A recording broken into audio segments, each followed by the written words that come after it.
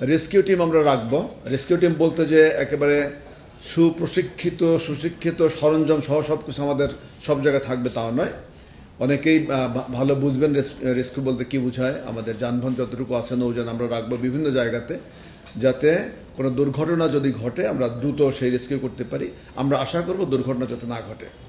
তো আমি কয়েকটি বিষয়কে আপনাদের অনুরোধ জানিয়ে শুরু করি। সেটা হলো যে এটি বাঙালিদের অর্থাৎ বাংলাদেশের একটা ঐতিহ্য, দীর্ঘদিনের ঐতিহ্য।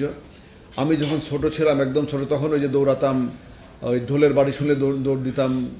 তারপরে যখন বিসর্জন যেদিন হতো সেদিন ঘাটের মধ্যে থাকতাম। এটা একটা, তখন ধর্ম কিছু বুঝতাম না আসলে, কিন্তু এই যে আগ্রহ নিয়ে দৌড়া চলে যেতে আমরা মনে হয় এখনও যারা ছোট আছে তারা সবাই যায় এবং বড়রাও যায়, বড়রাও পার্টিসিপেট করার জন্য বা আনন্দ ভাগাভাগি করার জন্য যায়।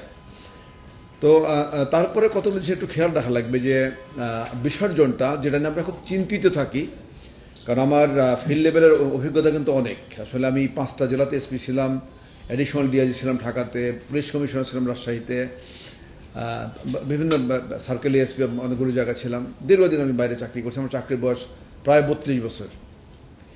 সমস্যা যেটি হয় যে আপনারা নেতৃবৃন্দর চেষ্টা করেন যে যত দ্রুত পারা যায়, কারণ ওই যে শুরুতে আমি বলেছিলাম যে শেষ প্রতিমার বিসর্জন না হওয়া পর্যন্ত কিন্তু আমরা ঘুমাই না। শেষটি যখন বললো যে হ্যাঁ শেষ হয়ে গেল, তখনই কিন্তু রাত 2টা বাজুক, 3টা বাজুক, 4টা বাজুক, সকাল হোক, আমরা ঘুমাতে যাই। এবং আমার ধারণা স্বরাষ্ট্রমন্ত্রী মহোদয়, আইজি মহোদয়, ওনারা ঘুমান না, এবং কনসার্ন আপনারা ঘুমান না, আপনারা জেগে থাকেন। এই কারণে আমরা চেষ্টা করি যে যত দ্রুত বিসর্জনটা দেওয়া যায়। একই সাথে যত রাত হয় তত দুর্ঘটনার আশঙ্কাটা বেড়ে যায়।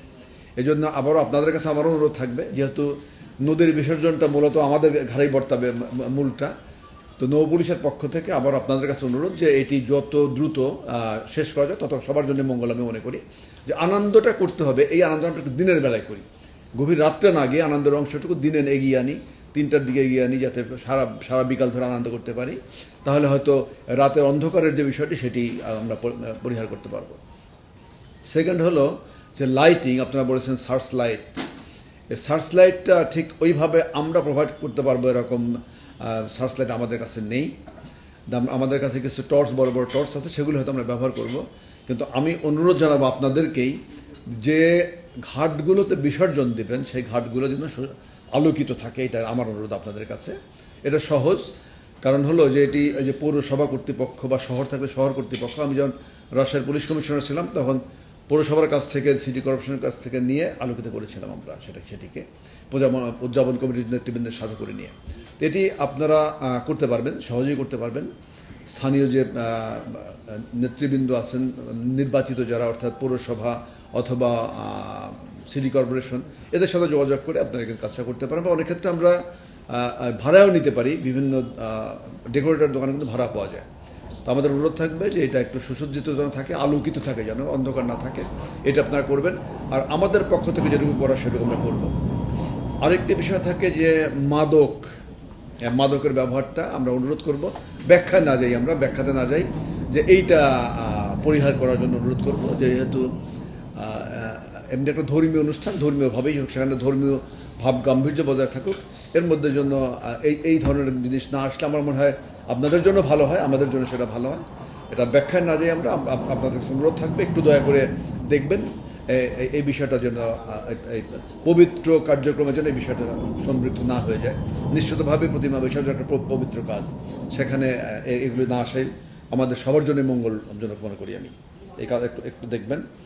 আর গুরুত্বপূর্ণ হলো যে জায়গাগুলোতে আপনারা বিসর্জন দিবেন সেই জায়গাগুলোতে অনেক সময় লঞ্চ থাকে বা নৌকা থাকে। এটা আমরা এসপি সাহেবরা সবাই শুনতে পাচ্ছে। আমরা আমাদের সর্বোচ্চ চেষ্টা করব যে জায়গাগুলোতে আপনারা বিসর্জন দেবেন সেই জায়গাগুলো যাতে ক্লিয়ার থাকে, অর্থাৎ সেখানে যেন আগে থেকে কোনো লঞ্চ বা বড় কোনো নৌকা ট্রলার বাধা না থাকে বা প্রতিবন্ধকতার সৃষ্টি না হয়।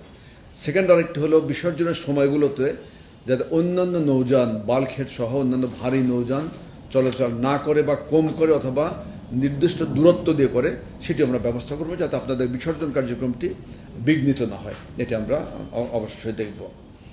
আর আরেকটি বলেছেন যে বুড়িগঙ্গা সেতুর ওখানে বড় বড় লঞ্চ নোঙ্গর করা থাকে, এটিও শুনেছো তোমরা, এটা আগে থেকে ব্যবস্থা নেবে। আমি অনুরোধ করব যেখানে লঞ্চ মালিক সমিতির সাথে এবং যা বাল্কহেড মালিক সমিতি, এদের সাথে আগে থেকে একটু বসা।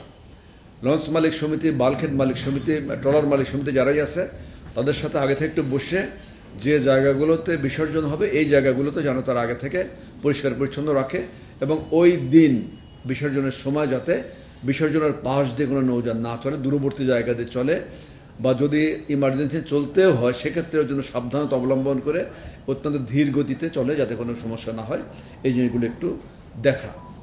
আর এটি হলো পেট্রোলিংয়ের আওতায় নিয়ে আসা। যে জায়গাগুলো আমরা যে ৭৭টা বলেছি এটা বাড়তে পারে, আরও বেশি হতে পারে, এই জায়গাগুলোকে আমরা জন্য নৌ পেট্রোলিংয়ের আওতায়, অর্থাৎ নৌ টহল যেন একেবারে সকাল থেকেই থাকে, যাতে যারা ওখানে বিসর্জন দিতে যাবেন তারা কোনোভাবে কোনো ধরনের হয়রানির শিকার না হয় বা কোনো ঝামেলার শিকার না হয়।